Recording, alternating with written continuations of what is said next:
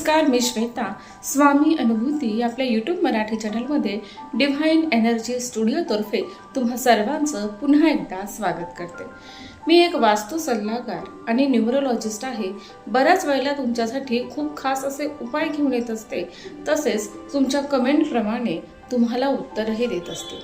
आजही मी तुमच्यासाठी एक अशीच गोष्ट आणलेली आहे. बघा, आज अक्षय तृतीया आहे आणि अक्षय तृतीयाच्या दिवशी आपण नेहमी काय करतो हे तर तुम्हाला मी मागच्या व्हिडिओमध्ये सांगितलेलंच आहे.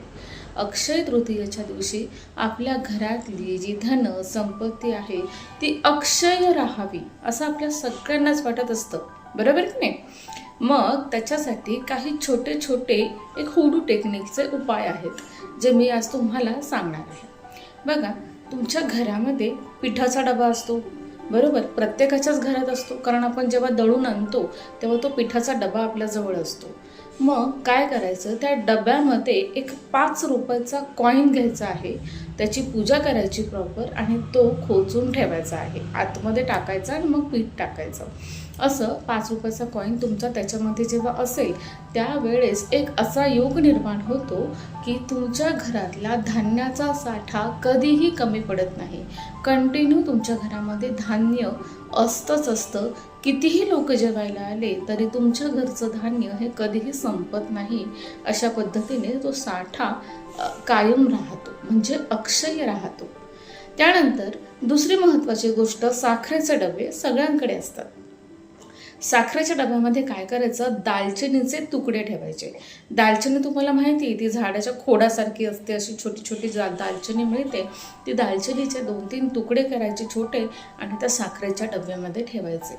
त्यामुळं काय होतं, नवरा बायको यांच्या नात्यामध्ये प्रेमसंबंध राहतात, गोडवा टिकून राहतो. त्यानंतर आपण जेव्हा एखाद्या आपल्या मुलांना एखादं काम सांगतो त्यावेळेस आपल्याला रिस्पॉन्स चांगला मिळतो.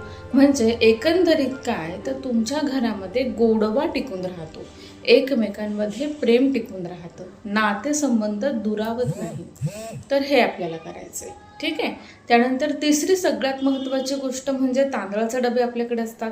तर तांदळाच्या डब्यामध्ये तुम्हाला काय करायचं आहे, तर आपल्या घरामध्ये जे हे असतं हळकुंड असतात छोटे छोटे, तर तुम्ही त्यातली एक हळकुंड घ्यायची, त्याला प्रॉपर त्याची पूजा करायची किंवा पूजेत ठेवायचं आणि ती हळकुंड तुम्हाला तांदळाच्या डब्यात ठेवायचं आहे. म्हणजे गजकेसरी योग निर्माण होतो. आता गजकेसरी म्हणजे काय, तर तुमच्या घरामध्ये लक्ष्मी अखंड नांदते, राहते, टिकते, वाढते. या सगळ्या गोष्टी होतात आणि तुमच्या आयुष्यातलं कोणतंही काम अगदी सोपं होऊन जातं जेव्हा तुम्ही ही गोष्ट करता. गजकेसरी योग निर्माण होतो. त्यानंतर आपल्या सगळ्यांच्याच घरामध्ये मिठाचा डबा असतो. आता सगळ्यात महत्त्वाचा पॉईंट, वास्तूनुसार मिठाचा जो डबा आहे तो प्लास्टिकचा नसावा किंवा तुम्ही ज्याच्यामध्ये तिखट मीठ वगैरे ठेवतात त्यात मीठ टाकायचं नाही आहे. तर मिठाची ही बरणी असावी, ती काचेची असावी. मग ती छोटी असू दे, मोठी असू दे, कसंही तुमच्या पद्धतीने तुम्ही ती घेऊ शकता. तुम्ही जसं डेकोरेट कराल तसं चालणार आहे, पण मीठ हे नेहमी काचेच्या बरणीतच ठेवायचं आहे.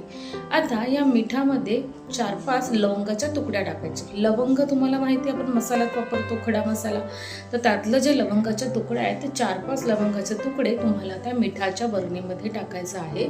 जेणेकरून तुमच्या घरामध्ये कुणाची वाईट नजर पडली, नकारात्मकता आली किंवा एखादं काम होत नाहीये, खूप वारंवार संकट येतात, त्यावेळेस काय असतं, बाहेरची एखादी नकारात्मकता आपल्याला चिकटलेली असते.